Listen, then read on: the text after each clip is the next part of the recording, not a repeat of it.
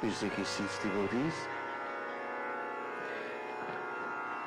While puja is being performed, we'll have our bhajan kirtan.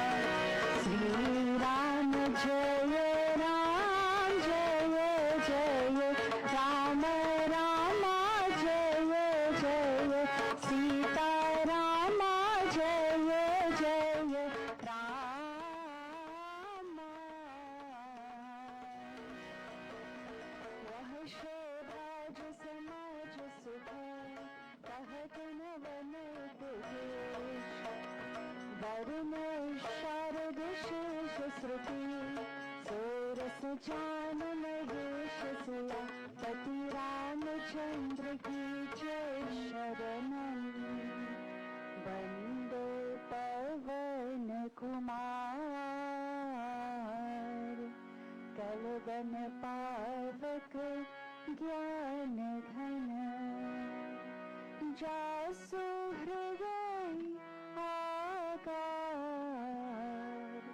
बसहि Ram शरण छाप धर।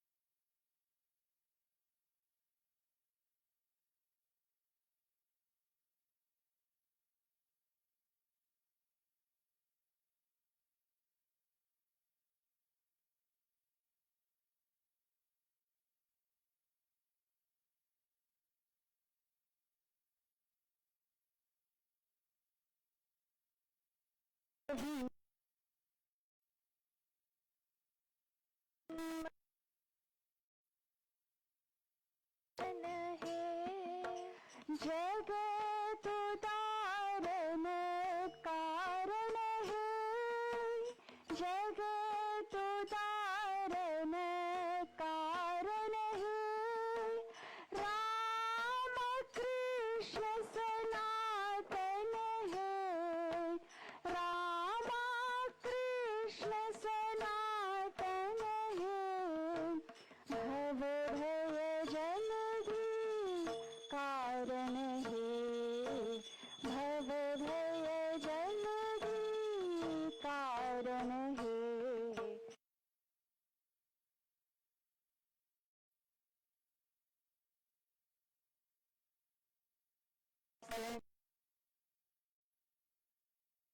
सद्गुरु ब्रह्म सनातन है, सद्गुरु ब्रह्म सनातन है। परम दया गण पावन है, परम दया गण पावन है। परम दया गण पावन है, परम दया गण पावन है। जन्म दुख विनाशन है, जन्म दुख विनाशन है। जन्म दुख विनाशन है, जन्म दुख विनाशन है। जगत उदाहरण कारण है, जगत उदाहरण कारण है। जगत उदाहरण कारण है, जगत उदाहरण कारण है। रामा कृष्ण सनातन है, रामा कृष्ण सनातन है। रामा कृष्ण सनातन है, रामा कृष्ण सनातन है। भव भय जलधि कारण है, भव भय जलधि कारण है। भव भय जलधि कारण है, भव भय जलधि कारण है। सद्गुरु ब्रह्म सनातन है, परम दया घन पावन है।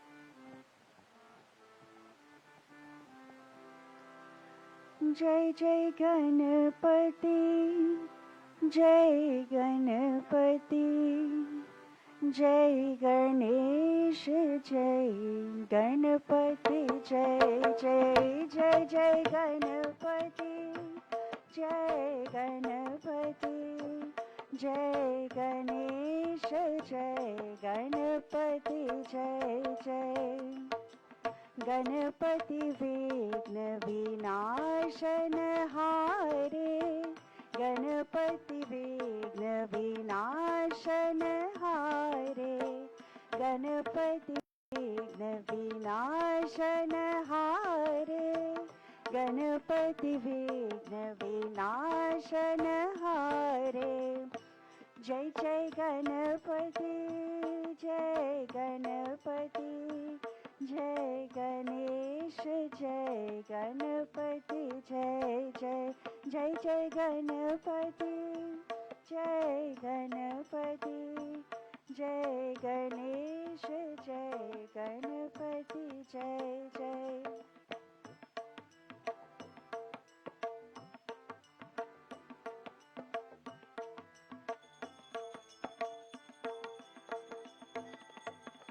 लंबोदर पीतांबर सोहे, हरिमणि मुकुट नयन रत्नारी। लंबोदर पीतांबर सोहे, हरिमणि मुकुट नयन रत्नारी। गजमणि माल गले ब्रिज सोहे, गजमणि माल गले बीच सोहे। भाल लाल में चंद्र कलावे, गणपति विघ्न विनाशन हारे, गणपति विघ्न विनाशन हारे, गणपति विघ्न विनाशन हारे, गणपति विघ्न विनाशन हारे। जय जय गणपति, जय गणपति, जय गणेश, जय गणपति, जय जय।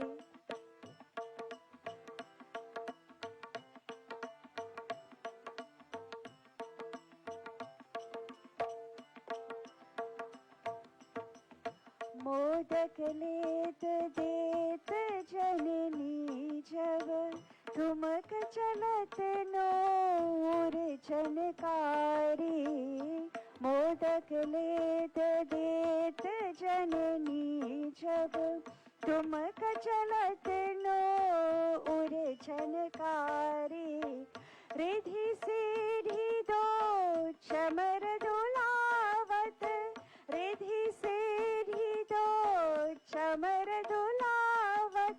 सुर समोह गति होठ सुखावे, गणपति विघ्न विनाशन हारे, गणपति विघ्न विनाशन हारे, गणपति विघ्न विनाशन हारे, गणपति विघ्न विनाशन हारे। जय जय गणपति, जय गणपति, जय गणेश, जय गणपति, जय जय जय जय गणपति, जय गणपति, जय गणेश, जय गणपति, जय जय जय जय गणपति, जय गणपति, जय गणेश, जय गणपति, जय जय जय गणेश, जय गणपति, जय जय जय गणेश, जय गणपति, जय जय।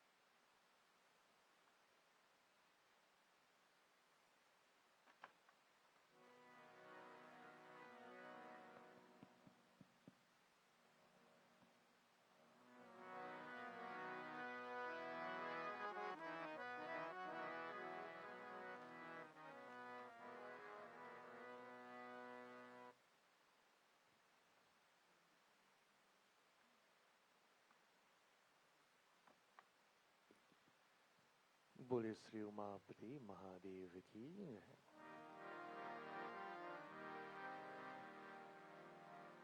As we begin devotees, let's glorify Bhagwan Shankar.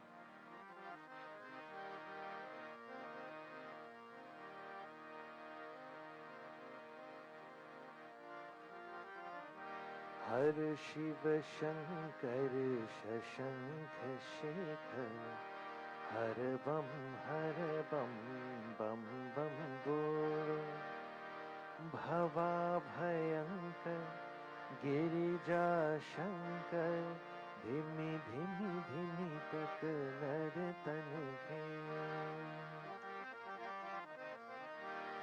हर शिव शंकर शशंख शेखर हर बम बम बम बोलो हर शिव शंकर शशंख शेखर हर बम बम बम बोलो भवा भयंकर गिरिजा शंकर धिमी धिमी धिमी तक नर तन घेरो भवा भयंकर गिरिजा शंकर धीमी धीमी धीमी तक नर तन घेरो भवा भयंकर गिरिजा शंकर धीमी धीमी धीमी तक नर तन घेरो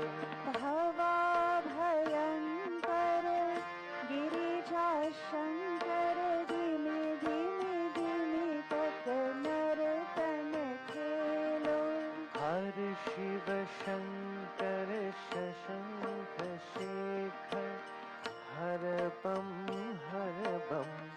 बम बम बोल हर शिव शंकर शशंख शेखर हर बम बम बम बोलो हर शिव शंकर शशंख शेखर हर बम बम बम बोल हर शिव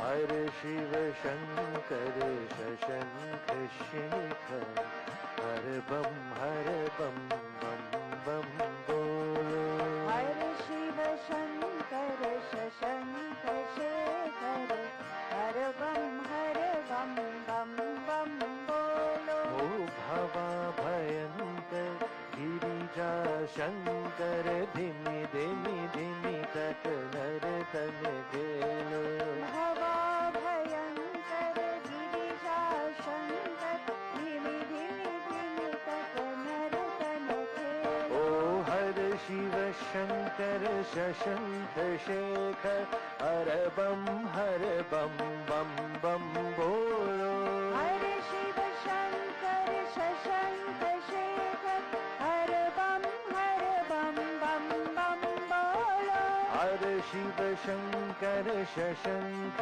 शेखर हर बम बम बोलो हर शिव शंकर शशंख शेखर हर बम बम बोलो ओ हर बम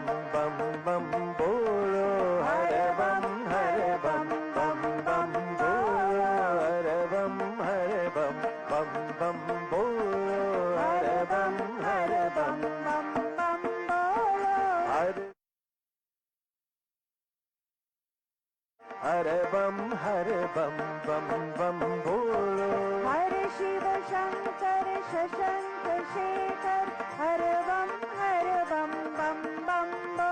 ओ भवा भयंकर गिरिजा शंकर धिमि धिमि धिमि तक नर्तन खेलो। भवा भयंकर गिरिजा शंकर धीमे धीमे धीमे तक नर्तन खेलो। भवा भयंकर गिरिजा शंकर धिमि धिमि धिमि तक नर्तन खेलो। भवा भयंकर गिरिजा शंकर धीमे धीमे धीमे तक नर्तन खेलो। ओ धिमि धिमि धिमि तक नर्तन खेलो। धीमे धीमे धीमे तक नर्तन खेलो। ओ धिमि धिमि धिमि तक नर्तन खेलो। धीमे धीमे धीमे तक नर्तन खेलो। बोले श्री उमापति महादेव की जय। We now concentrate on Prabhu Sri Ram.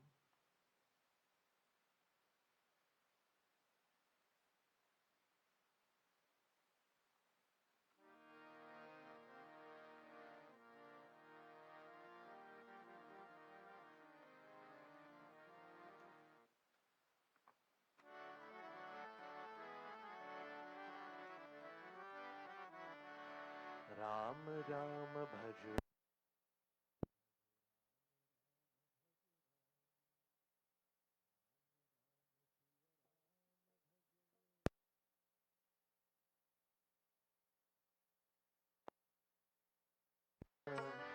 Ram Ram Siya Ram.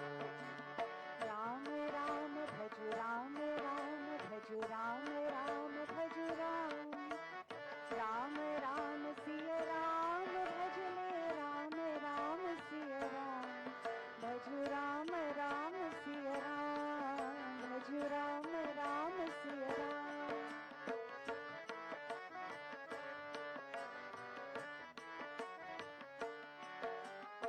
धर्म काज पृथ्वी पर आए दशरथ जी के पुत्र कहाए। दशरथ जी के पुत्र कहाए। जनकपुरी में शिव धनु तोरा सती सिया संग नाथा जोरा। सती सिया संग नाथा जोरा। सिया पिया पन राम प्रभु कहलाए सीताराम। भज राम राम सिया राम भज राम राम सिया राम। राम राम भज राम राम भज राम राम भज राम। राम राम सिया राम भज ले राम राम सिया राम। भज राम राम सिया राम भज राम राम सिया राम।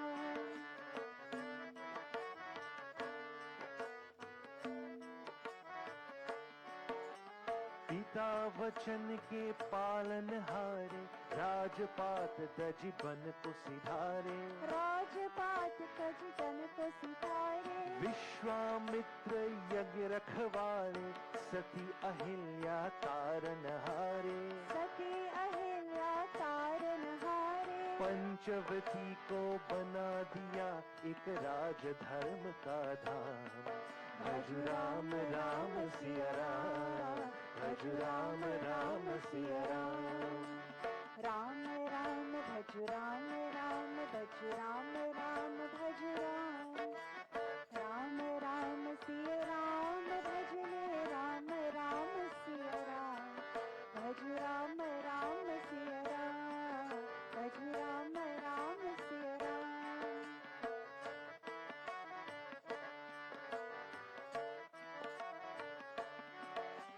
असुरों को संहार मार कर सेना सहित चढ़े लंका पर। सेना सहित चले लंका पर। अभिमानी रावण को मारा सीता को संकट से उबारा। सीता को संकट से उबारा। राम राज हो गया देश में गुण गाए हनुमान। भज राम राम सिया राम भज राम राम सिया राम। राम राम भज राम राम भज राम राम भज राम। राम राम सिया राम भजले राम राम सिया राम भज राम राम सिया राम भज राम राम सिया राम भज राम भज राम भज राम भज राम भज राम भज राम भज राम भज राम राम से बड़ा राम का नाम राम से बड़ा राम का नाम राम से बड़ा राम का नाम राम से बड़ा राम का नाम हरे राम हरे राम हरे राम हरे हरे राम हरे राम हरे राम हरे राम हरे राम हरे राम हरे हरे राम हरे राम हरे राम हरे भज मन निश दिन प्यारे भज मन निश दिन प्यारे ओ भज मन निश दिन प्यारे भज मन निश दिन प्यारे हरे राम हरे राम हरे राम हरे हरे राम हरे राम हरे राम हरे हरे राम हरे राम हरे राम हरे हरे राम हरे राम हरे राम हरे भज मन निश दिन प्यारे भज मन निश दिन प्यारे भज मन निश दिन प्यारे भज मन निश दिन प्यारे भज मन निश दिन प्यारे भज मन निश दिन प्यारे भज मन निश दिन प्यारे भज मन निश दिन प्यारे भज मन निश दिन प्यारे भज मन निश दिन प्यारे भज मन निश दिन प्यारे भज मन निश दिन प्यारे हरे राम हरे राम हरे राम हरे हरे राम हरे राम हरे राम हरे हरे राम हरे राम हरे राम हरे हरे राम हरे राम हरे राम हरे भज मन निश दिन प्यारे भज मन निश दिन प्यारे भज मन निश दिन प्यारे भज मन निश दिन प्यारे बोले श्री राजा रामचंद्र की जय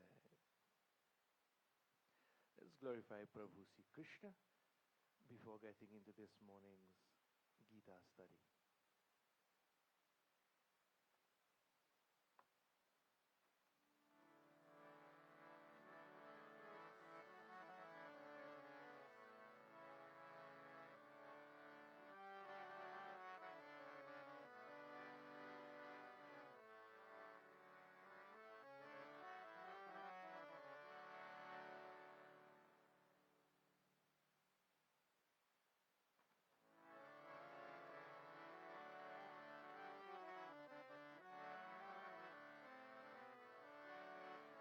कृष्ण जिनका नाम है गोकुल जिनका धाम है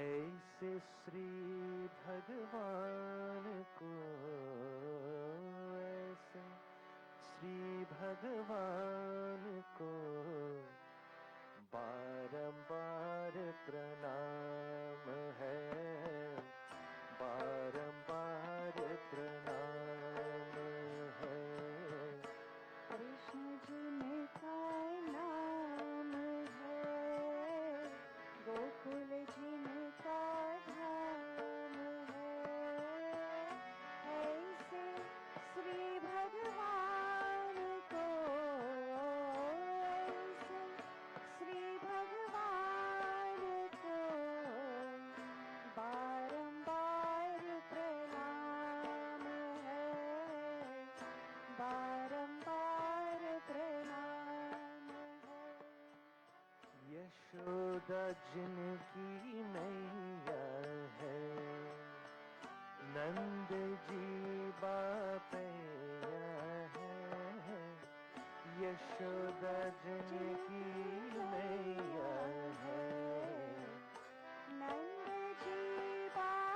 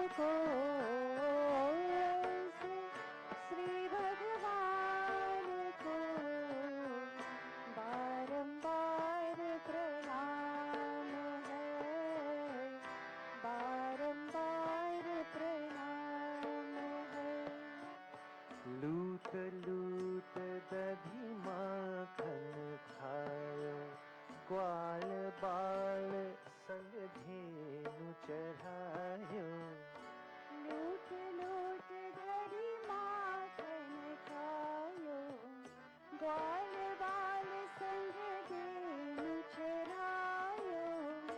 ऐसे लीला धाम को, ऐसे लीला धाम को बारंबार प्रणाम है, बारंबार प्रणाम है।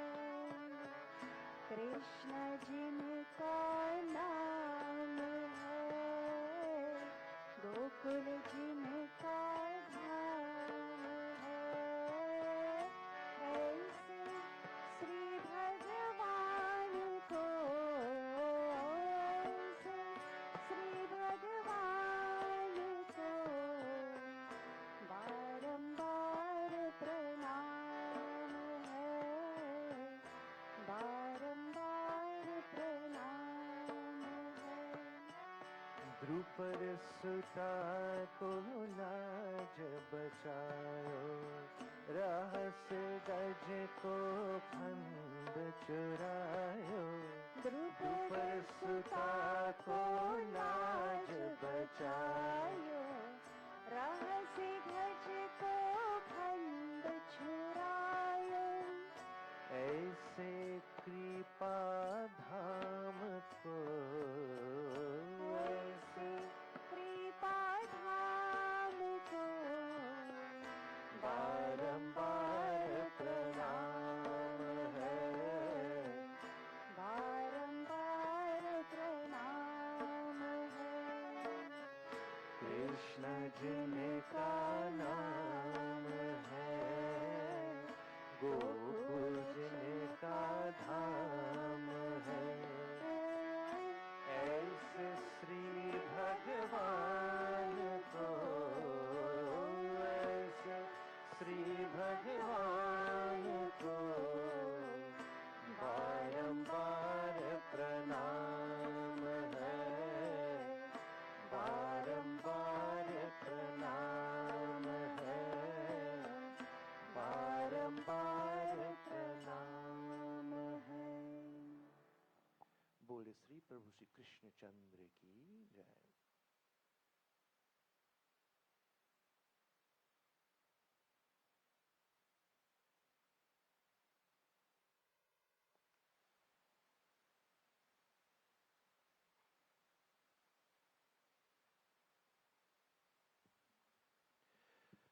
We are studying the Bhagavad Gita, devotees. The discussion between Arjuna and Prabhu Sri Krishna. So if you have your Gitas with you, I believe we are now at verse 60, chapter 2, verse 60.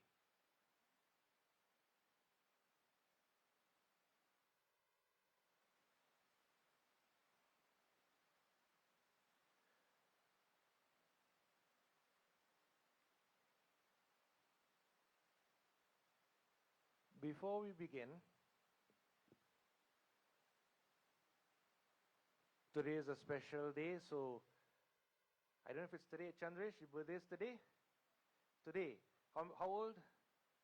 14. So I want to wish you, Chandresh, a very happy birthday. You've been doing very well so far, and you chose, or they forced you, to sit down for puja this morning. You chose. Excellent. Very good. I'm happy to hear that. So you celebrate your birthday in a spiritual way, and on behalf of all of us, we do want to wish you a very happy birthday. We're all like, having a party? You don't know? All right. Okay. Mommy shaking her head in the back saying, no, no party. All right. Not a problem. Now, before we get started in the Gita, for the sake of Chandresh and especially the younger ones around, sometimes, admittedly, Hinduism could be a little bit confusing when the younger ones ask, what am I really supposed to be doing? Okay? If I were to ask you, Chandresh, what are you supposed to be doing in life right now? What's your goal? What's your aim? What would you say? Study? Okay, that's part of it. There are different answers you could give, but I like to be very practical, and I would tell you from a scriptural point of view or a spiritual point of view what it is you are supposed to be doing at different points in your life. All right? So this is very basic.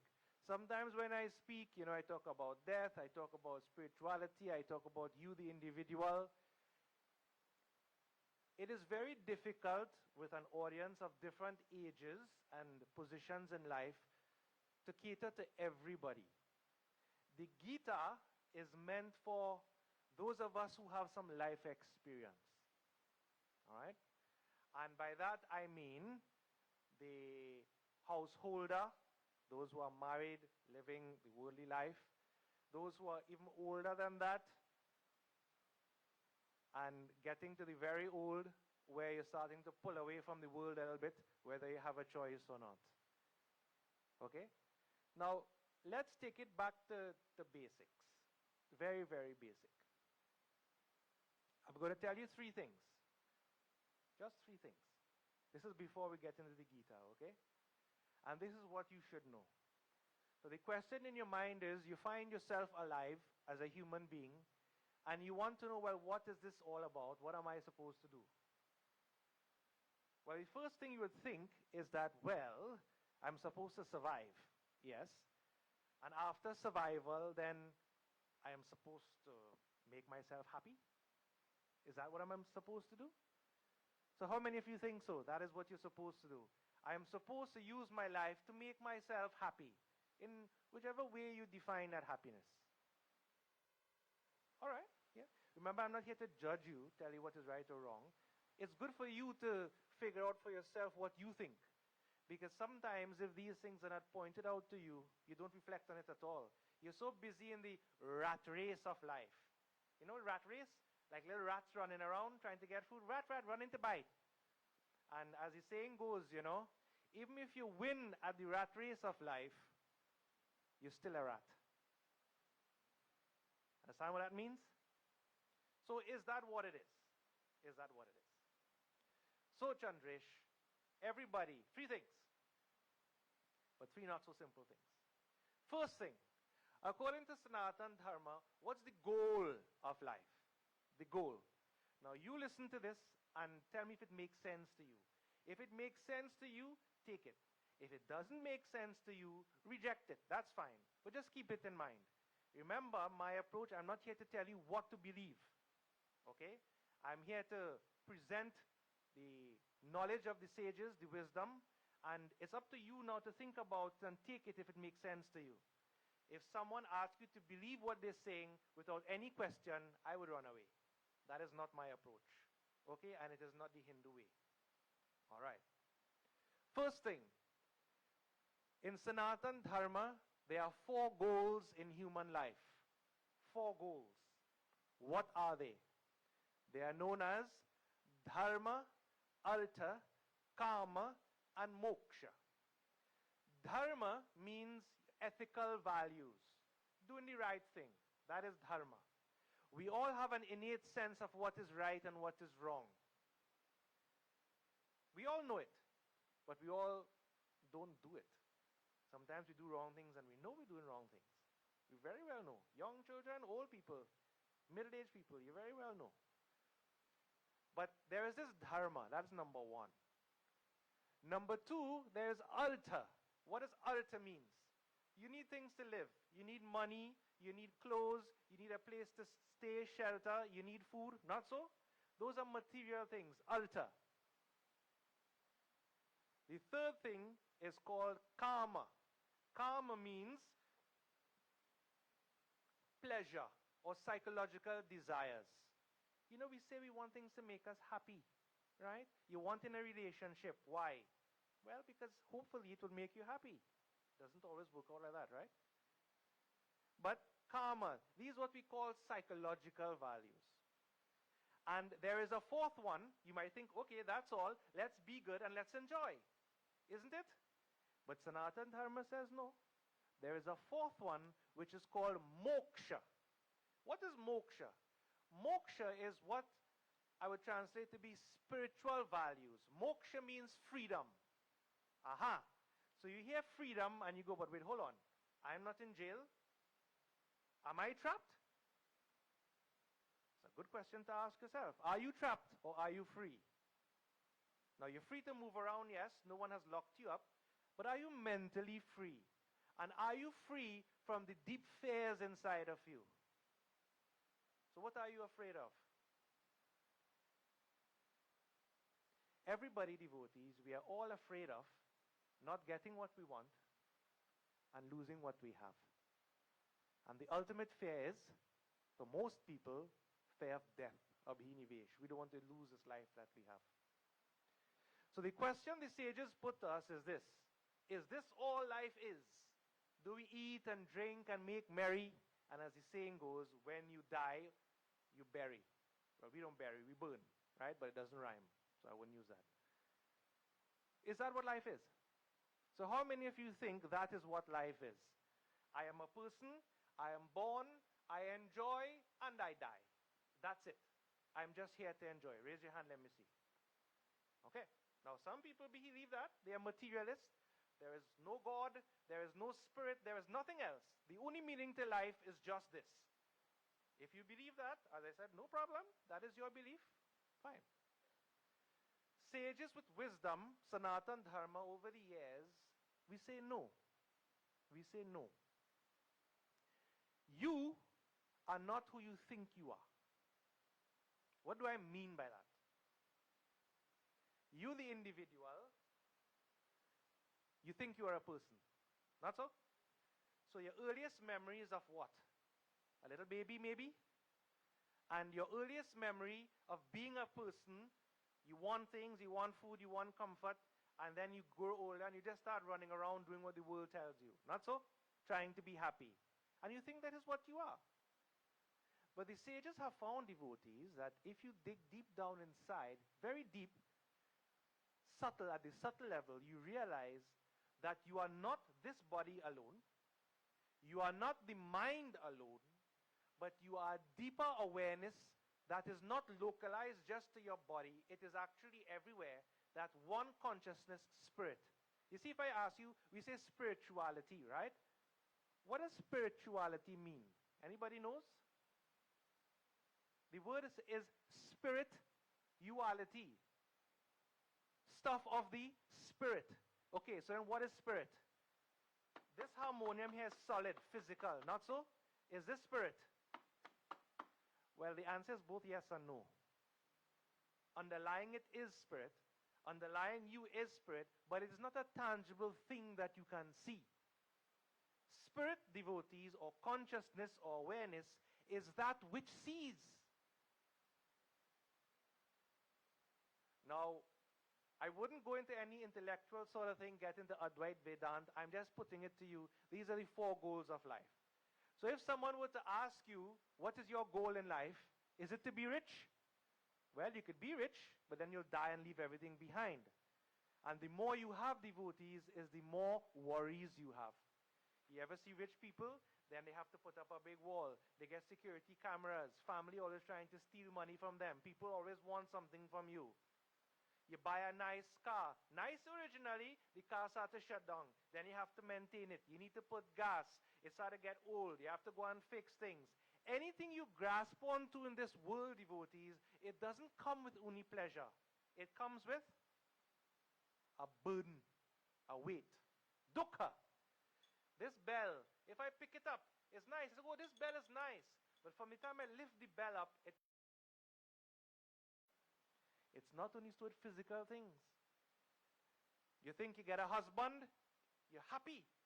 You know, happy forever. No, no, no. It's a weight. It's a burden. I'm not saying everything is negative. What I'm saying is that together with the positive always comes a negative. A stick always has 2 ends, devotees. So our scriptures tell us these four things come together, the goals in life. Dharma, Artha, Kama, and Moksha. So what does that have to do with life? That's the first point I made. Second point now, Chandresh. What are the stages of your life?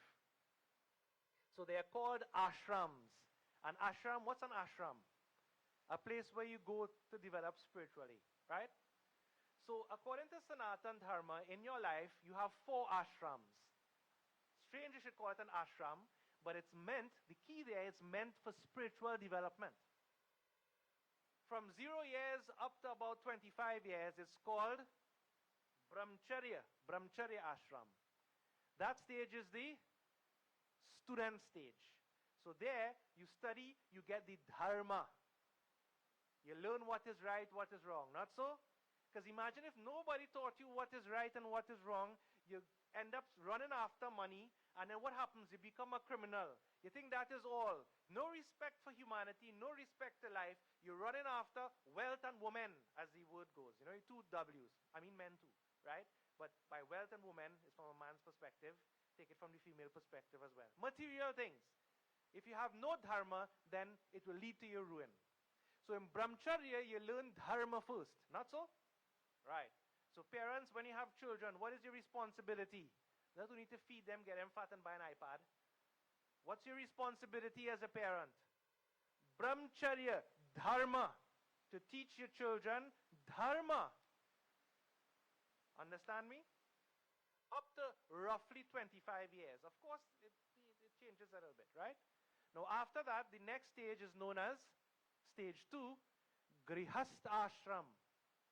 This second stage is known as the householder stage. So that is when you find a husband or a wife. You don't have to, you know. You get married and you start to work in society. You build yourself up. You acquire material things, the pleasure of life, yes. But it's always constrained by dharma. Okay? So Chandresh, you want to get married, boy? No? Now listen to me. This world is a funny place. Your parents want you to get married. Why? They want to see maybe a Dolahin, in Chandresh's case. They want to maybe see a grandchild. Is that Chandresh's wish? Now don't let me go on another line of parenting, because parents want to live their lives through their children. That is not the spiritual way. I should ask you, why did you have a child in the first place? I know why I have children, why you have children. Just feel like it. Think they will make me happy. Everybody having children, so I have some too. You see, devotees, we act without thinking. But when you have children, it's a responsibility you have. That's a separate katha. This Grihastha Ashram comes second and is very important. It's the core of society. Everybody, even the monks, depend on the Grihasthis, the people who work in the world, acquire, do things. You know, we allow society to run. Okay? That is from 25 to about 50 years of age. Above 50 years of age, 50 to around 75, if you're lucky to live so long, with modern technology you can, then that is known as Vanprasth Ashram. That is the ashram where you now begin to let go a little bit.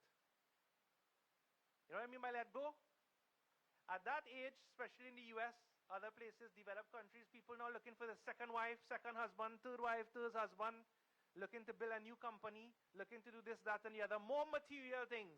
Spiritual things? No, no, no. It's the opposite of Vanprasth.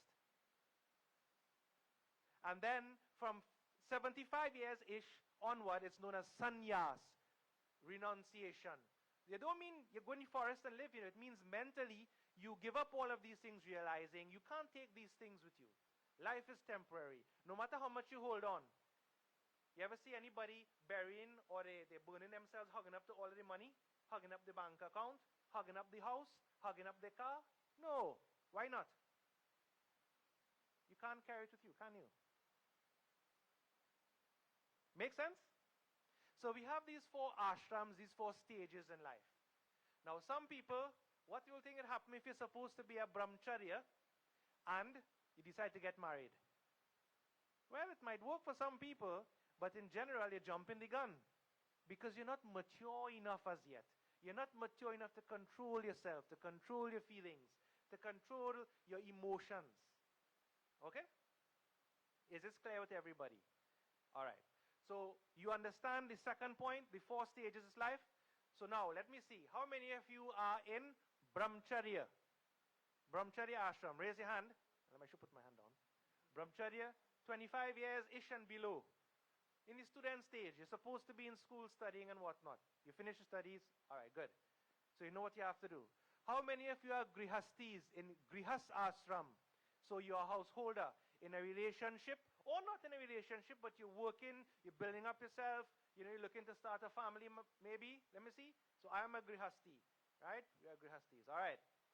How many of you are vanprasth? So you establish yourself, you have your family, you work for a while, maybe you're now looking to retire. The children get a little bit older, they move out on their own. Vanprasth, let me see. You ready to retire? Good. Me too. All right. Vanprasth. And sannyas, anybody 70, 75? All right, Nani, right? Had enough of this nonsense.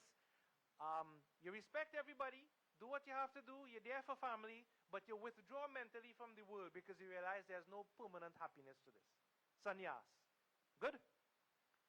All right. Very good. So I've said 2 things there.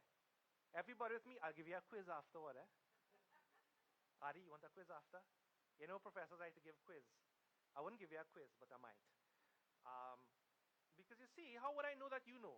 Pundits could say these things year on year and nobody cares. The only way to know is to ask. I have to ask you, right? And you have to say. Not a problem. Now, that's the second thing. The last thing, the question you have is, well, what in the world am I supposed to be doing every day?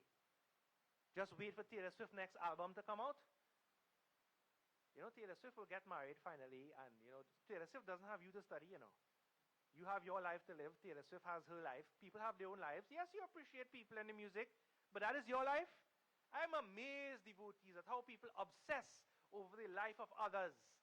And their own life, they couldn't care less. They don't know what they're doing. Day to day, they have no goal, no idea. So my question to you is, this is the third point I'm making only, what is your daily responsibility? What is your daily duty? Now, for goodness sake, I know it's to brush your teeth and bathe and whatnot, right? Please do that. It's good to bathe at least once a day. And for goodness sake, brush your teeth twice a day, right? You don't want teeth problems. Okay, that's taking care of your body. But that's not what I'm talking about. In life, what is your duty, your daily duty? So as a Hindu, a Sanatanist, or not, remember, you can't convert to Hinduism. We have no conversion. We're not looking for membership. It's whether you adopt the values or not. That's all. So let me tell you, there are 5 daily duties that we all have, roughly speaking. Pancharin. Now ask yourself, as I name each one, whether you're doing this every day or not. Ready for me? Number 1, Dev Yagya. Worship of God. Do your puja, your worship of God in whichever form. If you're a Christian, be a good Christian. If you're Hindu, be a good Hindu. If you're Muslim, be a good Muslim. Whatever else. But worship that supreme, something bigger than yourself every day. Number 1. Second one, Rishi Yagya, the sages. How do we worship the Rishis? We are Rishi Santan. We come down from the lineage of sages. How do we worship the sages every day? Do what we are doing now. Read the scriptures. Because where the words in the scriptures came from? The sages. Right? So how many of you read the scriptures every day? Raise your hand, let me see. If you have your Bible, you read it. If you have your Quran, you read it. If you have your Bhagavad Gita, you read it. Let me see. I try. All right. So if not, then don't beat up yourself, but start now. You have something to do. That's number 2. Third one, the debt we owe to our ancestors, Pitrin. So those who have gone before us, your father, grandfather, those who are not alive. Okay? Auntie Vindra, father recently passed away, our condolences. But we know people aren't around forever, so what can you do to keep that memory alive? What? Put a picture and put up a mala and do puja on it every day? Not necessarily. The values that they put in you, keep it there. Your parents want you to live a certain way, maintain certain values. You maintain that. That is keeping their memory alive. Not so? Fourth one, Manushya Gya. Service to society, people around you. So yes, we do our jobs, whatever else, but what other service work do you do? Do you help people out? You know, you have the cliche, help an old lady cross the street. Well, now that's a little dangerous, but help a neighbor out, help somebody out, join a volunteer club, right? In schools right now we have volunteering programs. What are you doing that is not selfish? See? So how many of you are engaged in any sort of social service, anything that is not for your own sake? We come to temple to give, not to take. Okay, good. And the last one, bhut yagya, means worship of the lower forms of creation. That don't mean go and worship in spirit or, you know, praying to dog and thing. What that means, taking care of pets, taking care of animals, right? So how many of you take care of animals, take care of what we call the lower forms of creation? Okay, you want to take care of animals. I don't say take care of them and eat them. I mean like pets, right? Take care of them, treat them well. Don't have them suffering. That's the fifth one. Understand? So I've just answered the question for all Hindus and others, what am I supposed to be doing with my life and what am I supposed to be doing on a daily basis, in case you're confused. So is it playing video games whole day? No. Is it browsing Facebook and Instagram whole day? No. That is a little part of life. But now you see, life take a different sort of turn. Is it worrying what the government is doing whole day? What was happening whole day? No. All of that is a little part of life. This is your real life here we're talking about. And centering this is spirituality. Good? So let me ask you a final question. This is just for Chandresh, but also for you all. This is Chandresh, this is your birthday gift, boy. Right? Hard birthday gift, you know. There are just three things I've told you. How many of you are doing everything that you're supposed to do, that you've signed up to do somehow, just by virtue of being alive? How many of you are doing this every day? Raise your hand, let me see. I should put my hand down. I try, but not everything. So devotees, be better. Do better. And I don't want you to think, you know, you come and listen to somebody just old talking like this. Remember, this is not for me, this is for you, for each person. It's to make your quality of life better. Okay? So everybody clear on that point. So if someone were to come up on the street and ask you, as a Sanatanist or a Hindu, what you doing? What are you about? You have to say three things. I will summarize. Number one, just remind me, what's the first one?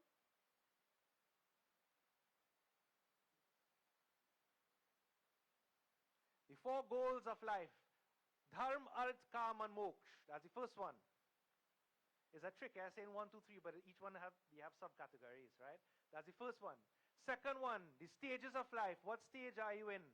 The 4 ashrams. Brahmacharya, student stage. Grihast, householder stage. Vanprasth, begin to let go. And sannyas, renunciate. 4 stages. And the last thing, the pancharin, what you're supposed to be doing every day. The 5 daily duties or the 5 debts we owe, they are known as Dev Yagya, devotion to God, Rishi Yagya, to the sages, Pitri Yagya, to the ancestors, Manush Yagya, to society, and Bhut Yagya, to... So we are in an ecosystem, not so symbiotic. We help others out, they help us out. This is how we live our life. You don't live for yourself only. Okay? That was the pre-katha. All right, Chandresh? So I want you to remember, 14 years old, you're not a little boy anymore. You're the man in the family now. The only man. I hope you don't play man for them, you know. I'll ask your mom, he's play man for all you? No, no. All right. The sisters play man for you. All right. But, you know, you're the only boy there. Your daddy left you in charge with all of us around. So, you know, you have a responsibility to take care of everybody. Not that the girls don't have a responsibility either. But, you know, you have your strengths, they have their strengths. Okay? So this is my birthday gift for you. But to everybody as well, keep this knowledge in your mind. Please learn it. If you don't know it, come and ask me afterward and I'll tell you. Okay? So I don't want to hear what's the purpose in life. Start off with Ram and Krishna and I don't know the Ramayana. We're beyond that. All right? You need to know now. There is no excuse for not knowing. You can know everybody's business, but you don't know your own business. It's a big mystery to me. Okay? All right. Now that being said, let's go to the Bhagavad Gita. So I believe we are in verse 60. To remind you, this chapter 2 that we are studying, it's the essence of the entire Bhagavad Gita here. Okay? See, Krishna is answering the question of Arjuna, what is the person of enlightened intellect, the enlightened wisdom? Let me use the correct term, sthita pragya, steady wisdom, right? An enlightened person. What is that person like? How does that person speak? How does that person sit? How does that person walk? How does that person behave in the world?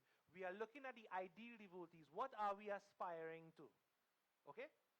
So now, let's take it from verse 60.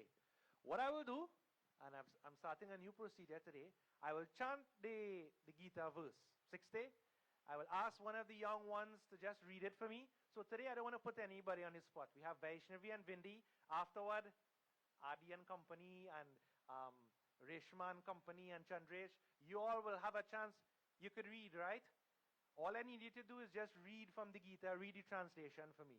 And then I will take it from there. Okay? Alright. But for today, Vaishnavi and Vindi will read the translation for me with the mic. And then I will give an interpretation to it. So let's continue now with verse 60. See, Krishna is saying to Arjuna,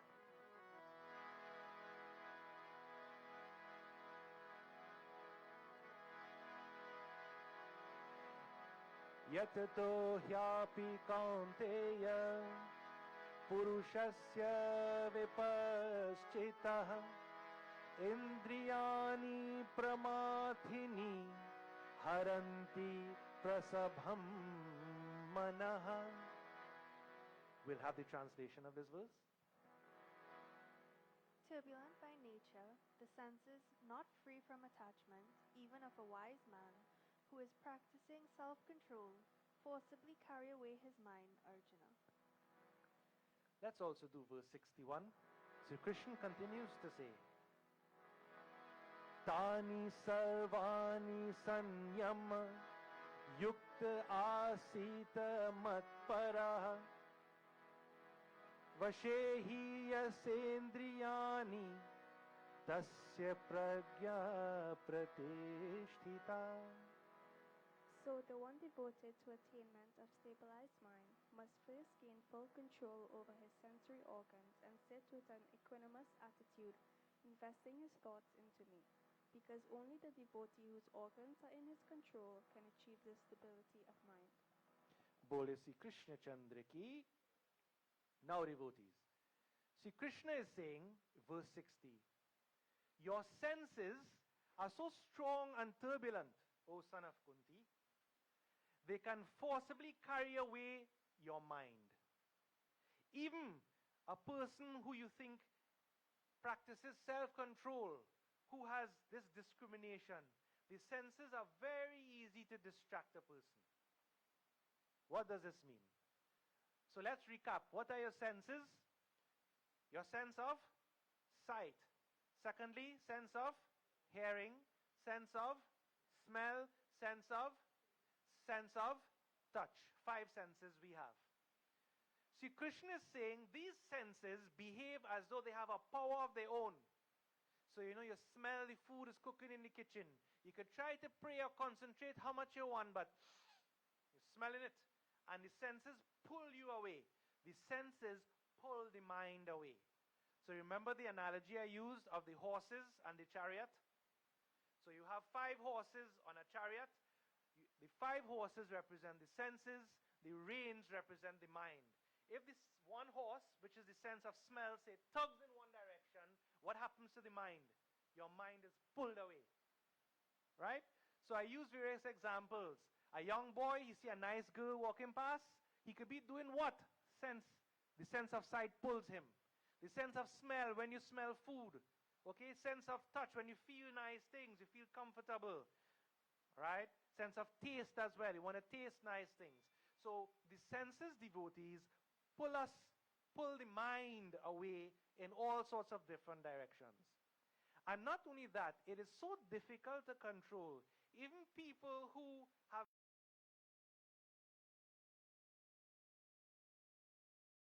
yogis and sadhus and swamis. How many times have you heard this great master, great yogi, right, from the Himalayas, come to the US, have a nice ashram going. Then after a couple of years, I don't know, run away with some devotee wife or something, right? Or you hear some untoward thing taking place inside of the ashram, right? All kind of nonsense. Because devotees sense control, even for those who try hard to practice this, it is very, very difficult. Very, very difficult. And so, in verse 61, Sri Krishna is qualifying and saying, Tani sarvani sanyama. So, sanyama, subduing the senses. Those are enlightened people who established in perfect knowledge, who could subdue these senses and keep their minds ever absorbed in me. In other words, your mind, devotees, always turned outward, toward the senses, not so?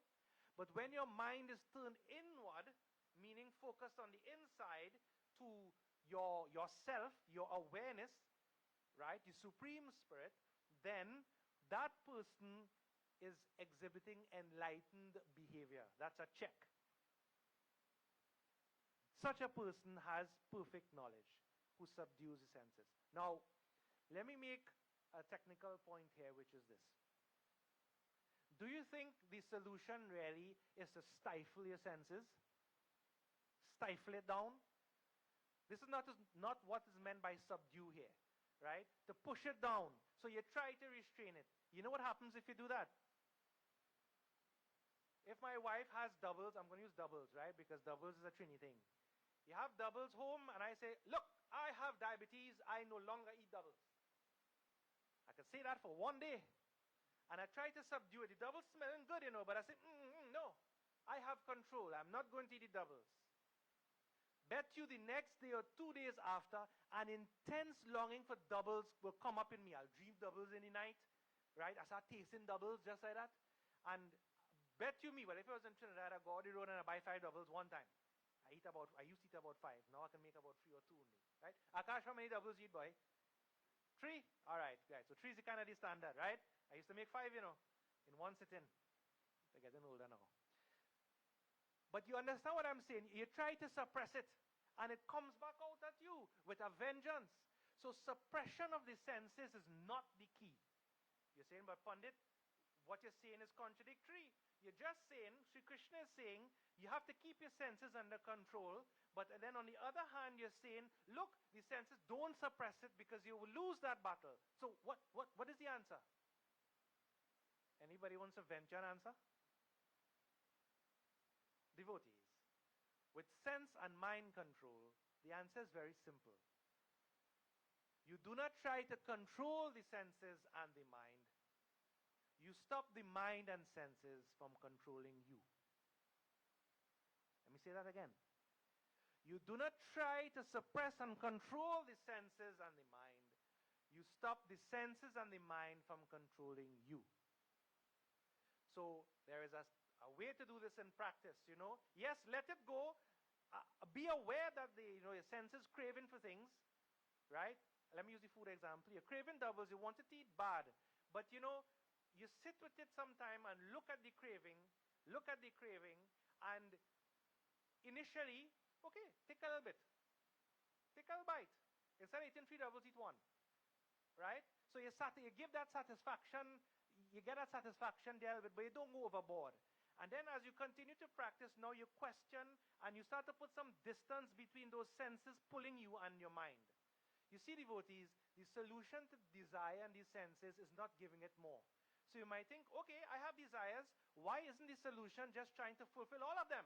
As soon as they come, give it more, give it more. I like alcohol, drink, right? Drunk every day, every night, every morning. Where are you going to end up? So devotees, desires like offering ghee in the fire. You see, you put a little bit of ghee in the fire, what happens to the fire? It will blaze up. So that is not the solution. Bhagavatam says this, right? The solution to desire is not pouring more ghee in the fire, trying to fulfill desires. It is slowly trying to not suppress, but to realize that these desires don't bring you any lasting happiness. Actually, what they do, as if you eat too much food, they bring in ill health, suffering. So a little bit at a time, start with that. And then the practice moves on being able to not run after these things. Now, sense control is a whole katha by itself, right? I don't want to go into that, but it's a subtle point I'm making here. So just be clear. I'm not saying suppress these things. I'm saying be aware and slowly, slowly stop them from controlling you. Try, if you eat 2 plates, eat 1 plate. If you eat 5 doubles, eat 3 doubles. Then you might go back and eat 4 doubles, but then bring it back down to 3 doubles again. You understand? All right. Now, let's go on to do verse 62 and 63. And we will focus on these 2 verses for today. So, verse 62. Sri Krishna is saying,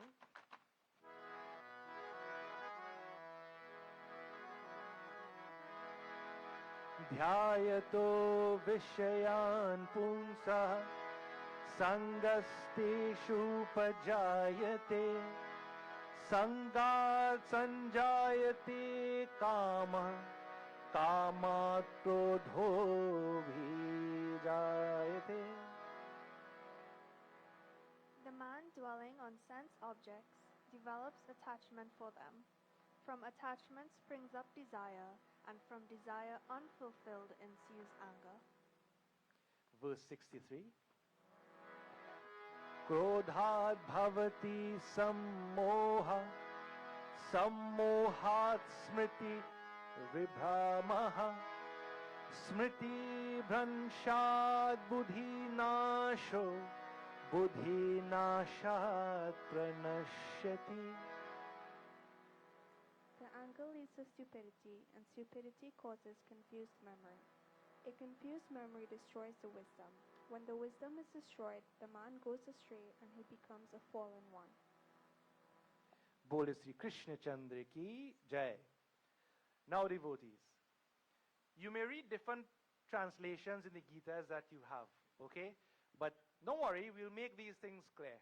So, we heard stupidity just now, which is one way of putting things. We'll use different words, but let's get this idea clear. So, in verse 62, Sri Krishna says, before we say what it says, what Sri Krishna is going to describe here is a psychological process. This thing happens to all of us, okay? But you need to be aware of what is happening in you before you can take control of it. Now let's go through this and see if it makes sense.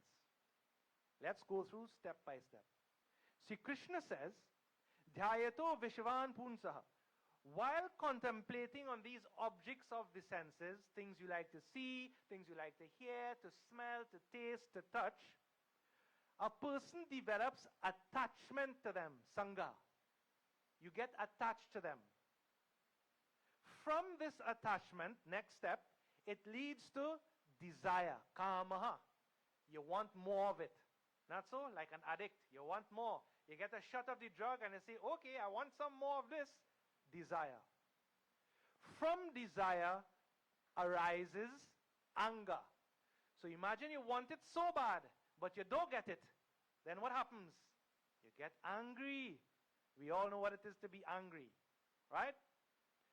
Now, in the next verse, Sri Krishna says, this anger leads to, I wouldn't say stupidity, it's a kind of stupidity, clouding of judgment. Your judgment gets clouded. And from this clouding of your judgment, it results in what I would term as confusion of your memory, bewilderment of your memory. You can't remember what is right and what is wrong. When this memory is bewildered, so you can't recall what is the right or wrong thing, then what happens? Buddhi nasho, your intellect goes through. Your intellect gets destroyed. And buddhi nashat pranashyati, when the intellect is destroyed, a person is completely ruined. Completely ruined. So, if you count these steps, it's a 7-step process. Shall we look at an example? All right.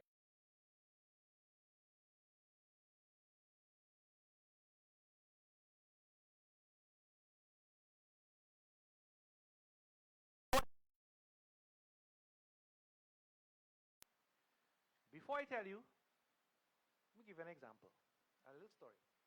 Once there was a samurai. You know what's a samurai? A Japanese warrior with his sword, right? So a famous Japanese warrior, he was walking past the side of the road, and there on the side he saw a monk seated in meditation. So this warrior, he was well accomplished, fought in many wars, but he was a little dirty, a little foul smelling, So he didn't bathe for a little while. No bathroom and thing along the roadway, right? No river and thing. So he came upon the monk, and in a gruff voice he said, "Oh monk." The monk, as usual, now peaceful people behave like this, right? You shout at them, anything. The monk just came out of his meditation, looked at the samurai and smiled.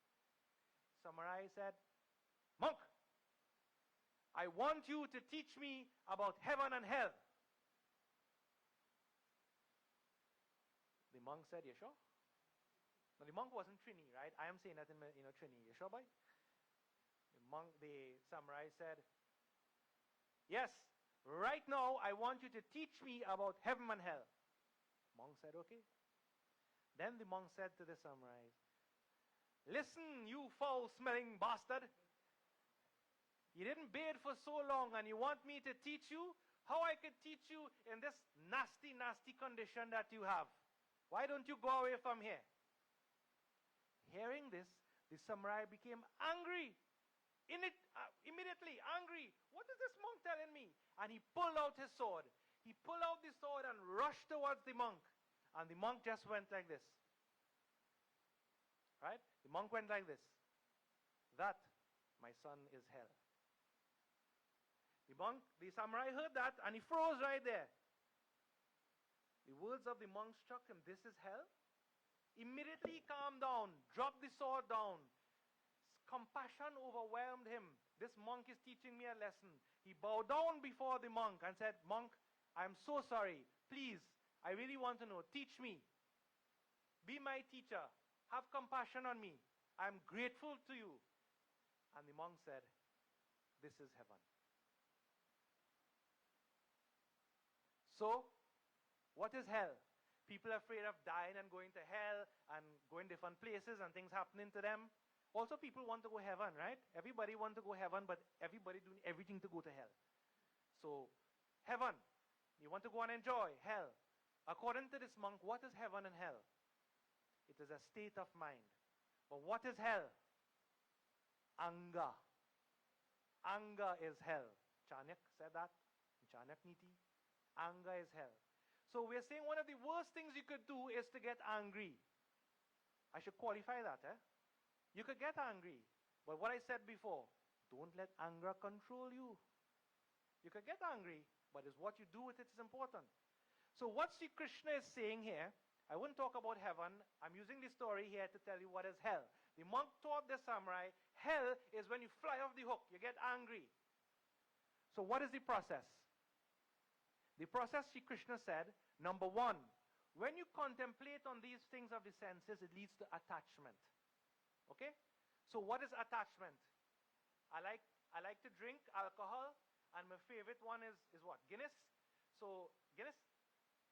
So if it's Guinness, I get attached to Guinness. What does attachment mean? You mean you stick on to the Guinness? It means that I think that Guinness is always going to make me feel good when I drink it.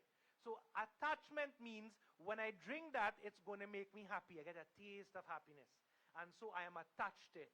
Not so? Remember what I said. Anger comes about when you don't get what you want or you lose what you have, which is your whole life. Think about it. We get angry. So contemplating on these objects of your senses, what you really like, it leads to attachment. Not only objects, but people too. People you really like, we get attached to them. People we don't like, well, we kind of attach to them too, in a hatred kind of way. Some people, I hesitate to use any political examples because I don't want to get in trouble. So, I don't hold a beef for anybody, I'm neutral, I don't care. But people, you jump on a bandwagon. You really like this one, you really hate that one. You really like this one, you really hate that one. You're living in hell. You don't realize it. Your knowledge, devotees, the wisdom of our scriptures is amazing, It's amazing. People feel they're living life and they're doing the right thing. All this time they're living in hell. You are living in hell. Once you think like this, you're strongly attached, attachment and aversion, either way. You don't see principle. You're just seeing things you like and things you hate. Things you like and things you hate. And we all know the things you like and the things you hate, they change. They change. So there could be no truth to it. So devotees, objects of the senses, first they lead to attachment. Then from attachment, it leads to desire. I want more. I want to enjoy. I want more Guinness. I want more cake. I want more doubles. I want more wife. I want more husband. I want more money. Greed. You want. So from desire comes greed. You see? Everything comes from desire, you know. When you get what you want, right? Look at it very carefully. When you get what you want, don't you get greedy? You want more. I eat one doubles, I want the next one. When you don't get what you want, what do you get? Angry. I really want that doubles. Akash come and eat the last one. I get vexed. Why he take my doubles for? You have to look at why you get angry, devotees. Not the anger itself, you know. Why you're getting angry. Okay? So from desire, it leads to, or let me say, desire is not working out, it leads to anger. That's step 3. Step 4, now from anger leads to clouding of judgment. So how many of you are aware when you really get angry? Let me hear. Tell me, somebody things you do when you get angry. Some people start to talk to themselves. Right, Abhi? Boy, I don't know what she's saying. I don't know, you know. Right? That is one reaction. What else? Your body start to shake. You quiver, you feel like something fly up in your head, your heart start to beat fast, your cortisol. Devotees, you think it's a healthy thing to get angry? Right. So you know what the Buddha said? Getting angry is like picking up a hot coal and trying to throw it at somebody else. Who gets burned? You, me, the person who gets angry. You see, the emotion anger, it is really meant to change the behavior of someone else. Think about it. When something displeases you, you get angry. Why? Because something didn't work out the way you wanted. So therefore you get angry to change someone else's behavior, to change the situation. You didn't like what happened. Not so? So this is why we get angry. You see, anger has nothing to do with the world, you know. Anger has nothing to do with the other person. What anger has to do with? You. You see that? Your own expectations, what you want to happen. You have a little child, you just mop the floor. Daddy, daddy, throw down some juice. You get vexed. Why you throw down the juice? Now I have to go and clean this. Ah, you see? A child will throw down juice. A child will throw down everything. A child will poo-poo and pee-pee all over the place. Not so? Who have to clean it up? The parents. You get vexed. Why? Because you bring this burden on me. I am angry. Look what you have me doing. You understand? The anger, devotees, arises in you. So Sri Krishna is saying, now, anger leads to this clouding of judgment. Have you read situations where in Trinidad this happened? Some son get vexed over some land, he took out a cutlass and cut out his mother head. Right? A man come home from work, he didn't like what the wife cooked, he took a cutlass, I'm not being graphic here, and he beat her with the cutlass on his side, thankfully. Right? Anger. Now, I must say that men tend to suffer a lot with anger control issues compared to women. Not that women don't get angry, but men is a huge problem. Why? Because men tend to be a lot more ego-driven than women are. So it's a huge male problem, anger. We'll talk about that another time. The anger leads to bewilderment. First, loss of judgment, delusion. From that leads to bewilderment of memory, which means you forget what is right or wrong. In the moment, you just go crazy. You know, like a raging bull. You don't know. You just see everything and you want to knock it down. That is what anger does to you. And then, when the memory is bewildered, the intellect gets destroyed. So what makes us human? Our ability to think, right? Our prefrontal cortex. It helps us think about what we do and not get carried away by our emotions. But when the intellect is destroyed, Sri Krishna is saying, well then, really and truly, what happens? You're gone through. It leads to destruction. You do things like cut off your mother head, shoot people you didn't think. Road rage. Road rage is a big one. Somebody pull in front of you to give you a bad drive. A fella come out, jump out the car, take a gun and shoot the next one. Or take out a baseball bat and bash in the winds. Why? Why? I know what it's like to feel road rage, you know. Don't judge other people. You could very well be the same person who's doing that. But why do you fly off the hook like this? Because this person has done something to me. They either block me while he driving slow. They're stopping me from going where I have to go. They're in my way. They're making me late for work. You understand how it works, devotees? So this is what Shri Krishna is saying. Anger, the biggest enemy. Because of what it does to your mind. It reduces completely your ability to make rational decisions.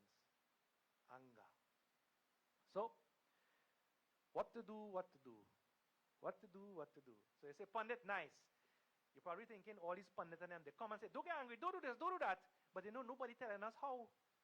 They like to make policy decisions. Don't get angry. Ask them how, they're getting more angry than everybody else. Well, not this little Pandit, right? I'm going to tell you at least how to try not to get angry. And remember what I said. Let me rephrase. You're going to get angry. I get angry. But it's what you do with that anger, how you deal with it. That is what makes a mature, developed mind, brain, versus just any old animal. Okay? So, you ready for the solution now? Or you need a break?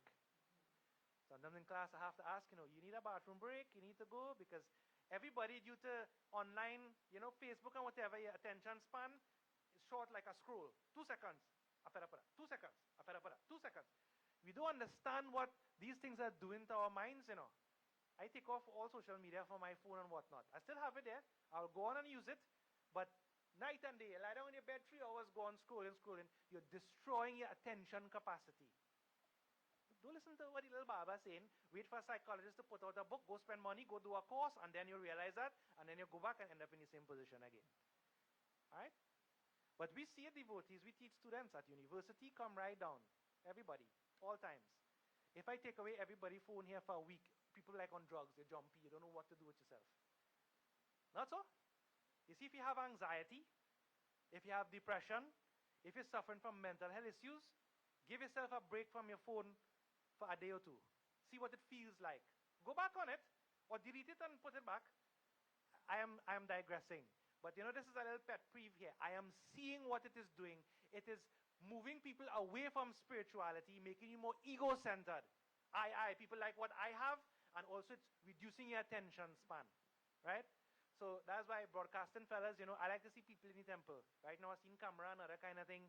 I don't care, I rather see people come to where the temple is, be in the environment. You stay home and I said like to sit down, eat cereal and watch the Baba while in the underwear on a Sunday morning. That is not spirituality. Everybody get up, you're lazy, so-and-so, and come to the temple on Sunday. Not this temple, any temple, right? Get up and go. Technology is bringing you down. It is not lifting you up. And who's profiting from you? While everybody's suffering, people making money off your head left, right, and center. Stupidity left, right, and center, devotees. Left, right, and center. Anyway, I don't want to sound like a conspiracy theorist, but it's true. All right. So, the solution. There was a little boy, and he had a little temper, right? So let's say like me and Abhinav. One day, Pandit Umesh told Abhinav, you're getting vexed all the time, boy. Here's what I want you to do. So Pandit Umesh gave Abhinav a bag of nails. Anytime you get angry, go outside and take the nail and pong it in the defense. So first day, Abhinav get angry plenty times, right? His sister tell him something, hey, you're a stupid boy. He goes and he pong in one nail. Next day, his mommy tell him, I'm making roti tonight. Oh God, I don't like roti. He goes and pong in the nail on the fence. So the whole fence filled up with nails, 20 nails that day. Next day, he kept on doing it, 19 nails, 20 nails again. But as time went on, he realized as he was identifying himself getting angry, he started to put less and less nails in the fence. So all the nails went down, And finally, it came down to 0 nails. So now, Pandit Umesh told Abhinav, all right, son, little boy, if you're able to withhold that anger, meaning don't let the anger control you, don't spurt out, don't quarrel under your breath, then go pull out 1 nail from the fence. Abhinav said, all right. And so he started to pull nails out from the fence as he was withholding the anger. And so after some time, all the nails came out from the fence. So now, he just left with the fence alone. So good. Pandit Umesh said, very good, Abhinav. I'm proud of you as a young man. You're able to control this anger you have. Channel that anger. Deal with it. But then, Pandit Umesh took Abhinav outside to the fence, poor fence. We don't have a fence, thank God, because I don't want you to do in this home, right? Everything open. So, the Pandit Umesh took Abhinav to the fence and said, look, son, you see the fence? Abhinav said, yes. Said, this fence will never be the same. You see, if you say things in anger, it's like putting things in the fence. Even if you hold it back, you pull the nail out. But look at the fence. How is the fence? You seen all those holes in it? So when you're angry and you let that anger take control of you, what happens?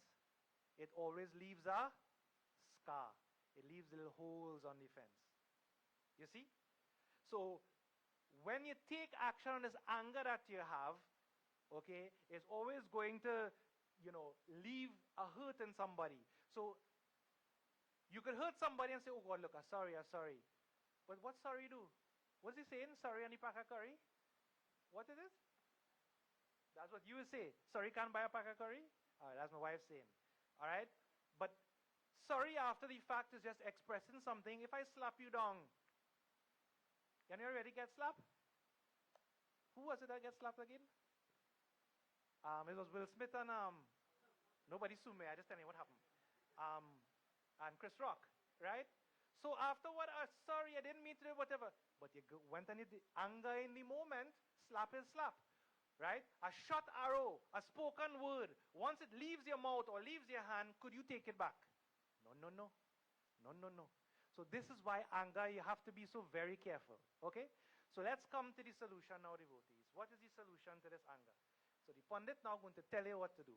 Don't ever say the Pandit didn't say. All right? So you have a problem with anger. You just get angry all the time. What to do about it? Now, first of all, devotees, you see all of us? Your mind, I'm going to use an analogy. I'm going to use an analogy of the elephant and the mahout. You know what the mahout is? The elephant trainer.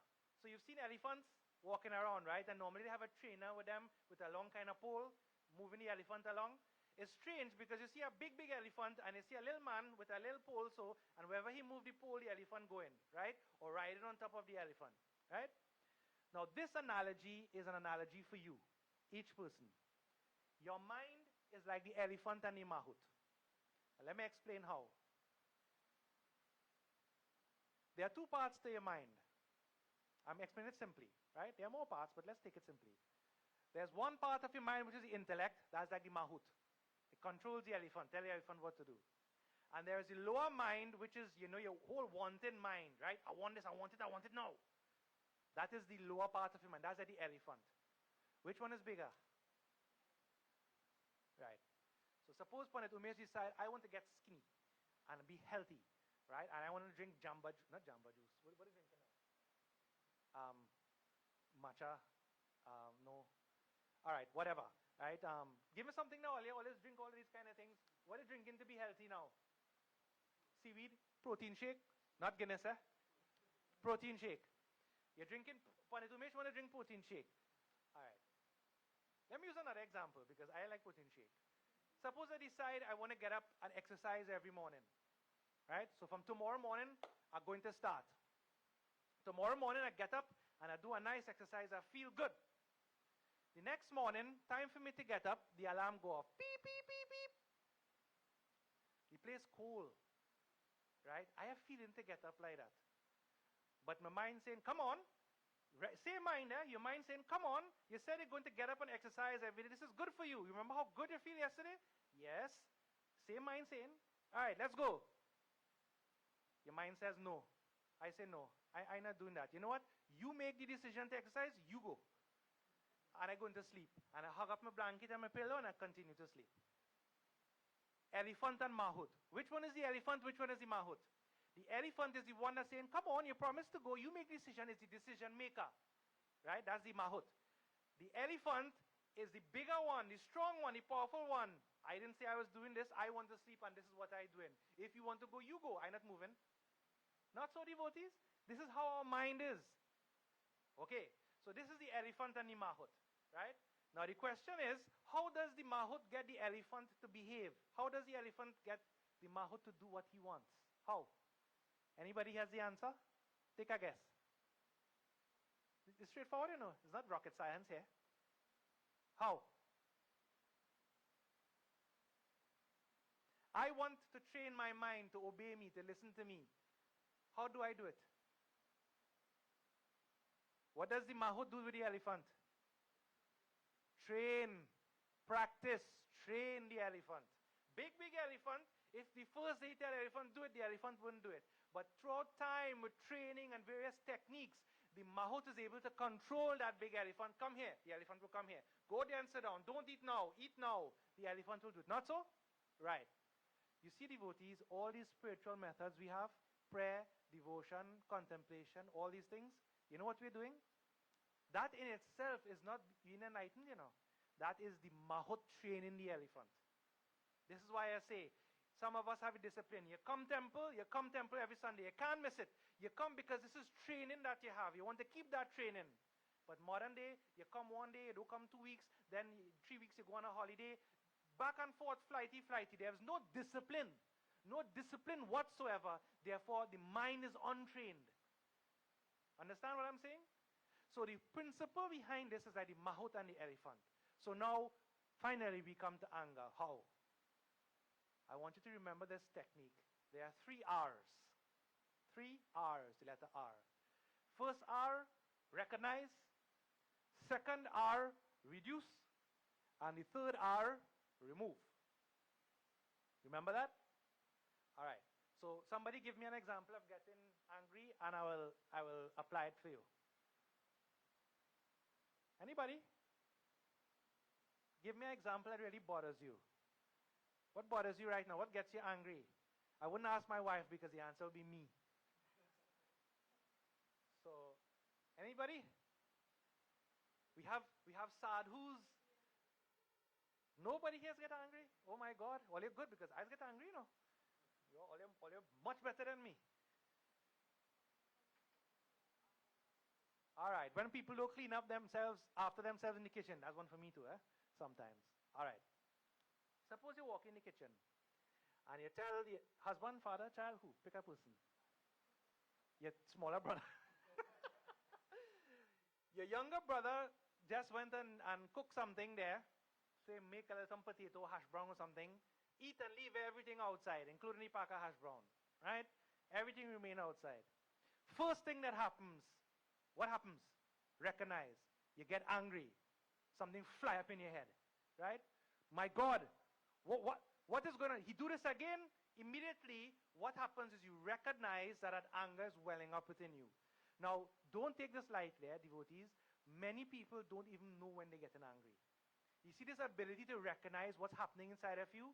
Everybody talking mindfulness and meditating, just the ability to be aware of what is taking place in your own mind, very difficult for people. Self-awareness. So how many of you are actually aware when you're getting angry? I am, because I try to pay attention to it. Something's rising up. You say, I feel it flying up in my head. Stop right there. You're aware. A child in the class pissing you off. Again, vex. Right? Hold on. You don't fly off the hook yet. I am aware that I'm getting angry. Okay, awareness is good. The second step is reduce. Why? Because if you let that continue, what's going to happen? That process Sri Krishna explained there, right? You're going to realize something going on, it's affecting me. The whole, I'm attached to things going my own way. Then I start to get, think about the desire I have, it's been unfulfilled. Then I get confusion of memory. I don't know what is what. Ruin. You might take some action that you regret. You cuss somebody out, you beat somebody's child, you do something. No. So from the time you're aware, step 1, recognize. Step 2 is reduce. What do you think reduces? Get yourself out of the environment or get your mind out of the environment. So you know, in simple child psychology, and trust me, it should be adult psychology too, right? When you start to get angry, what do you do? I don't want to know what you think. What do you do? Either you take a breath, count from 1 to 10, walk away, get out of the environment and cool down. Don't get vexed. Your boss tells you something, you run and you sit down and start to write an email. Right? Oh, this company is so. I quit all this and that. No. You have to put some space now, time in between that feeling of anger and what action you want to choose. You know why? Because if you decide to do something immediately, you're going to do something rash and brash. Pull out a gun, take a baseball bat. You don't want to do that. What you want to do is say, all right, in your head, count it, and go 1, 2, 3, 4, 5, 6, 7, 8, 10. Poo, poo, poo. No, no, no. You want it 1, 2, say in my mind, count to 10. Husband annoying you? I'm giving him 10, my mind God. I'm giving him 10. Walk out, go outside, breathe, take a fresh air, take a walk, come back. Then, think about why you are getting angry. You get me? So now you put some space, you calm down a little bit. Now you think why you are getting angry. When you figure out why you are getting angry, then you can make an appropriate decision. So, Vaishnavi, why are you getting angry when Abhinav doesn't clean up after himself? Because you have to clean it up. It becomes your burden. Right? Recognize that fact, perfectly fine, because it is unfair. You see? So, remember what I said, one of the givens in life? I don't be saying these things, by chance. Is life fair? No. But we feel life should be fair. Nobody should talk to me so. I should have all the respect. You are Bhagwan. Right? We all go around feeling this. No! There is no reason for life to be fair to you. No reason why things should go your way. So what you do is you take a step back and you let your knowledge kick in now. Listen, people behave like that. Probably Abhinav needs some more training. I need to work with him. I need to say a word to mommy. Abhi, we're not on your case, boy. We just use an example, right? You learn as a young pundit, people are going to use it as an example left, right, and center. We're not saying anything. So, if that is the case, then what you need to do is you talk to yourself and then you take, okay, what is the action required here? What's the principle? Stop making it about me. It's not about me, I get angry. I have to, yes, I might do it once or twice, but then I go and have a word with him. We talk about training. The family has a meeting. You understand? And we work it out together. Okay? There is always a solution. And sometimes the devotees, actually most times, the best solution is to do nothing or to shut up. I'm serious. The best solution is to do nothing or to shut up. I don't know why we feel it's our job to fix the world and jump in, oh, you so-and-so, you so-and-so. And the next one go, no, why you don't watch yourself? Your husband so-and-so. All this quarrel and whatnot happening. No, no, no, devotees. No, no, no. This is human behavior. You have to dig deeper and say why we behave like this. Okay? So you understand? So let's review quickly. What are the 3 steps? When you get angry, step 1, recognize. Make that recognition a step, not just a fly by thing, oh, angry. I'm angry. All right, now let my method kick in. Number 2 is to count. Remove myself, take a 10 count or something. And then the last one is to remove it or come up with a solution, right? By remove, I mean come up with a solution. You understand? So this is the method, right? If, for example, you depend on God, oh Krishna, look, I can't deal with this. Go and say a mantra. Go sit down in your puja room. Remove yourself and take your mind off of that till it settles down and you can make a logical decision. Okay? Now, devotees, the last point I'm going to make is, you see this? You say, but here talk about Sri Ram, here talk about Sri Krishna. What is Sri Ram and Sri Krishna to you? This is spirituality. This comes first. Unless you can control your mind, have peace of mind, Sri Krishna will go on to say, happiness is peace of mind. That is what Sri Krishna says. Peace of mind. So, you can't have these things unless you work on yourself first. Don't feel you can just sit down and sing a bhajan and your life problem solved. No, no, no. No, no, no. Don't make a big mistake. Everybody, whether you're a karma yogi, Gyan yogi, a Raj yogi, a Bhakt, right? Bhakti yoga, the basic preparation is always the same. And that is what Sri Krishna is saying over here. So let us not try to fool ourselves. You want to be a Mahasadhu, Mahagyani, but you're getting vexed day and night. You're behaving like an animal and not like a human being. A human being means being human. Do you understand? Being human. Okay? So spirituality is how you are day to day. You don't have to sit down in a temple to do this. Day-to-day life. Practice, devotees. Practice. This is why we're doing the Gita. Okay? Make sense? Okay. So I've said a lot. At this point here, I would conclude. Bole Sri Krishna Chandra ki Jai. We'll make preparations for final Havan. As usual, I'll take any questions if you have any.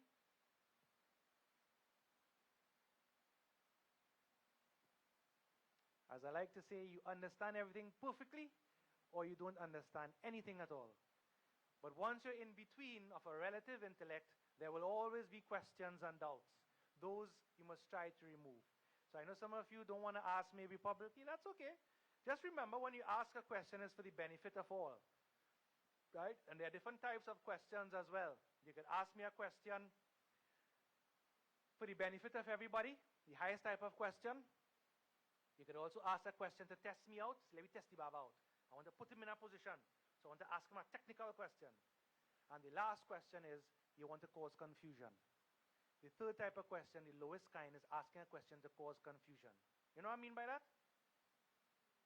You go by Auntie Vinja, Auntie Vinja, I see Uncle Wayne, he was, driving his wheelchair somewhere or with the next lady, Some nonsense like that, right?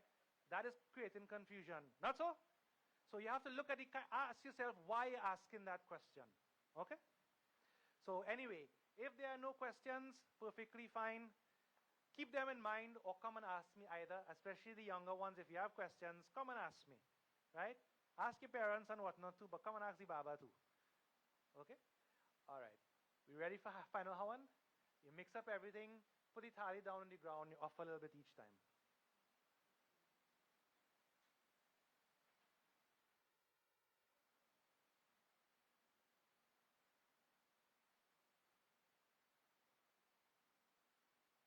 Ready? Okay, offer a little bit each time. We join together, everyone. Repeat Swaha. After me. Om Sri Man Mahaganadhipati Swaha. Om Sri Gauri Mata Swaha. Om Sri Prithvi Mata Swaha. Om Sri Panchlokpal Devaya Swaha. Om Hrim Srim Chandikaya Namaha Swaha. Om Aim Hrim Klim Chamundaya Viche Swaha. Om Hrim Srim Lakshmi Bhyo Namaha Swaha. Om Srim Hrim Saraswatya Swaha. Om Krim Kalyay Namaha Swaha.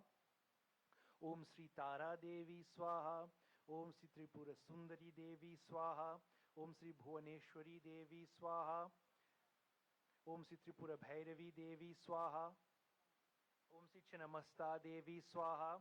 Om Sri Dhumavati Devi Swaha. Om Sri Bagalamukhi Devi Swaha. Om Sri Matangi Devi Swaha. Om Sri Kamala Devi Swaha. Om Sri Swaha Mata Bhyo Namo Namaha Swaha. Om Hrim Shashti Devya Bhyo Namo Namaha Swaha. Om Namah Shivaya Swaha. Om Namo Bhagavate Narayanaya Swaha. Om Namo Bhagavate Vasudevaya Swaha.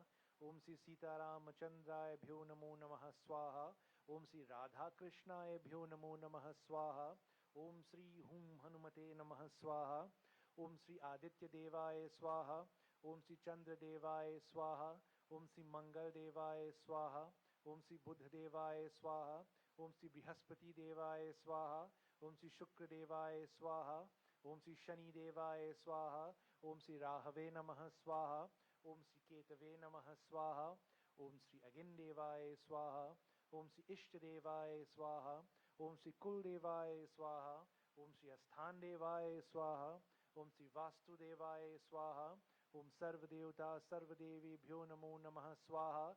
Om Sri Anant Swarupaya Brahmane Namaha Swaha. Om Sri Guruve Bhyo Namaha Swaha. Pick up the remainder. Please all stand, devotees. We make our final offering.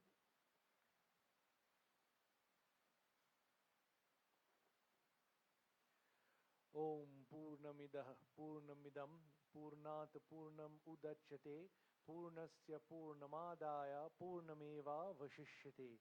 Om Sarvam Vai Purnagvam Swaha. Of all, wash your hand out in Ithali.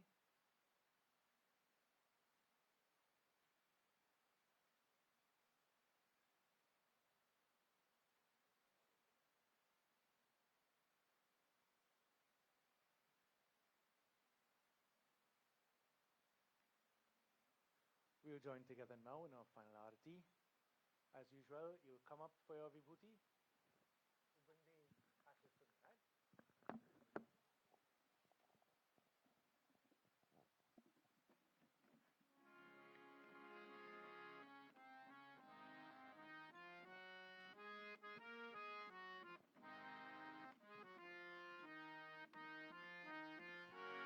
Go ahead, Justice. Pass out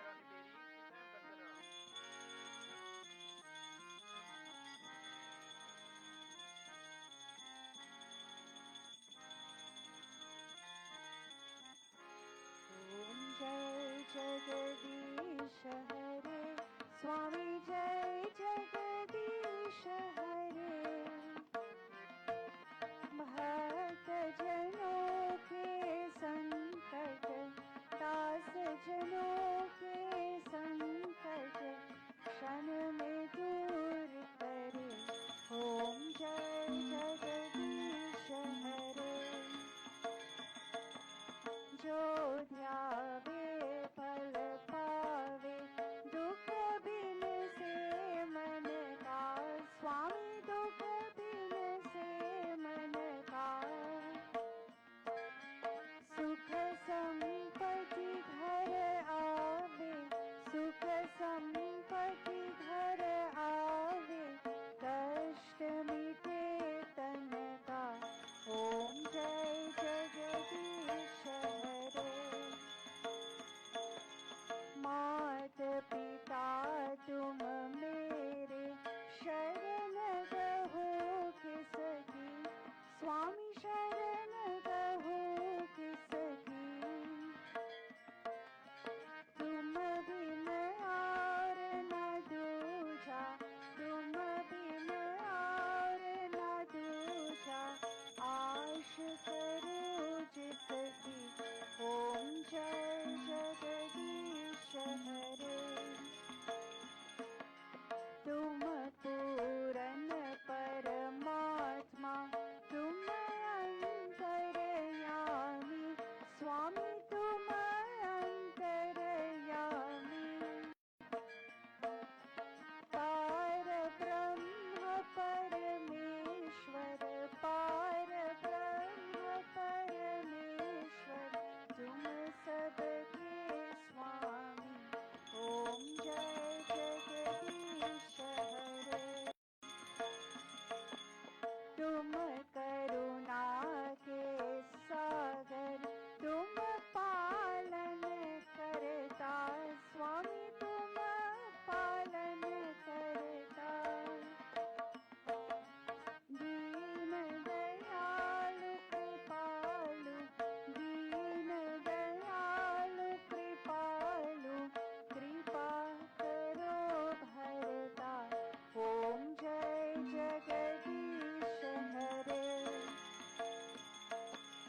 तुम हो एक अगोचर, सबके प्राणपति।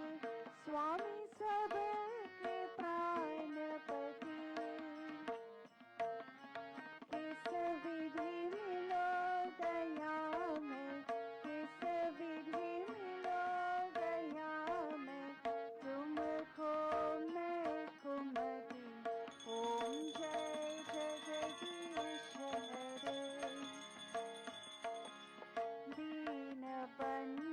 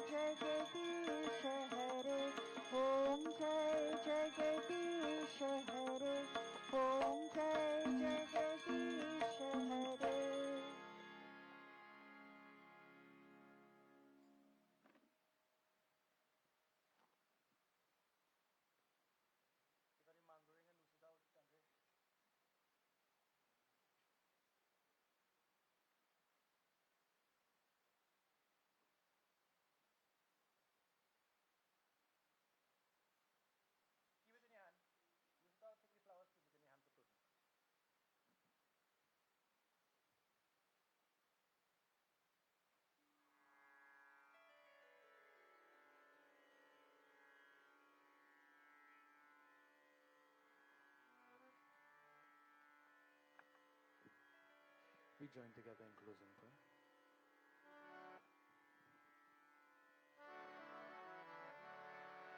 शिव हरे शिव राम सखे प्रभु त्रिविधताप निवारण हे विभो आज जनेश्वर यादव पाहि मान शिव हरे विजयं कुरु मे वरं शिव हरे विजयं कुरु मे वरं प्रतिदिनं कुशलं जय मङ्गलं प्रतिदिनं कुशलं जय मङ्गलम् ॐ मङ्गलं भगवान् विष्णु मङ्गलं गरुडध्वज मङ्गलं पुण्डरीकाक्ष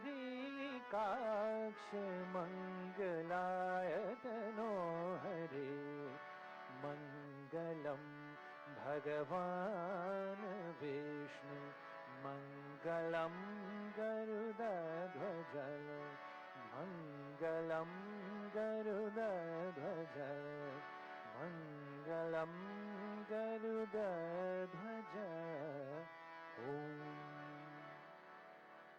ॐ मन्त्रहीनं क्रियाहीनं भक्तिहीनं जनार्दनं यत् पूजितं मया देव परिपूर्णं तदस्तु मे ॐ असतो मा सत्तमः ॐ तमसो मा ज्योतिर्गमय ॐ मृत्योर्मा अमृतं गमय ॐ त्वमेव माता च पिता त्वमेव बन्धुश्च सखा त्वमेव विद्या द्रविणं त्वमेव सर्वं मम देवदेव ॐ शान्ति शान्ति शान्ति हरि ॐ हर हर महादेव हर हर महादेव हर हर महादेव बोले श्री गजानन स्वामी की जय आर शक्ति दुर्गा माता की जय उमापति महादेव की जय बोले श्री सत्य सनातन धर्म की जय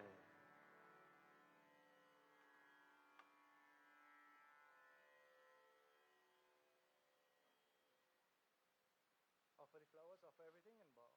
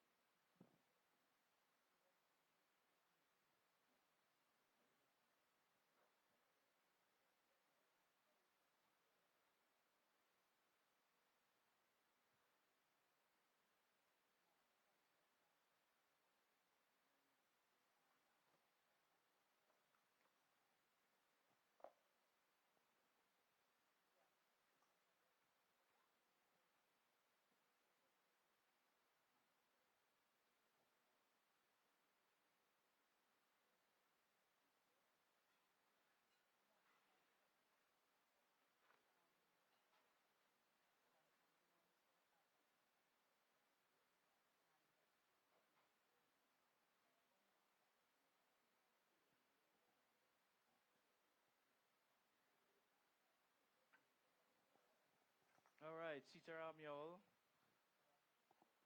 First of all, thank you all for coming. It's so nice to see so many people in here today. A few new faces, a few familiar faces. You know, yeah. Please sit down, get comfortable. And on that note, I'd like to again invite everyone here and everyone at home and everywhere else, whoever city flyer, to our Diwali celebration next week, Saturday. It's going to be at 6:30, and it's going to be real nice. Like the food, the entertainment, everything. Just you know, can't wait to see you all. Looking forward to a few new faces and thing coming to the temple. On that note, we wanted most of all the children and younger ones to sit down for the Diwali Havan that evening. Oh yes. You can let them know, and if they're interested, they can collect a list of names, and just know that they have to fast for the day. That's all. Okay. So yes, as Pandit was saying, we would like the children to participate in the Diwali Havan. They have to, if they can just fast for the day, no meat, no salt. Yep. No salt. No meat, no salt, and we'd be able for them to come and sit down and take part in the Havan. Yeah. All right.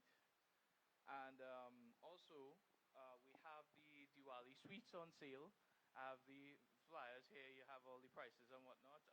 After service, feel free to come over to the command center and I'll take all your orders. We will be delivering the sweets on the Sunday before Diwali. So you can pick it up here at the temple.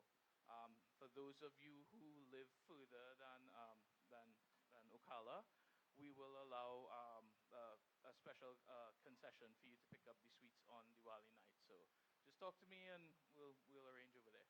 All right.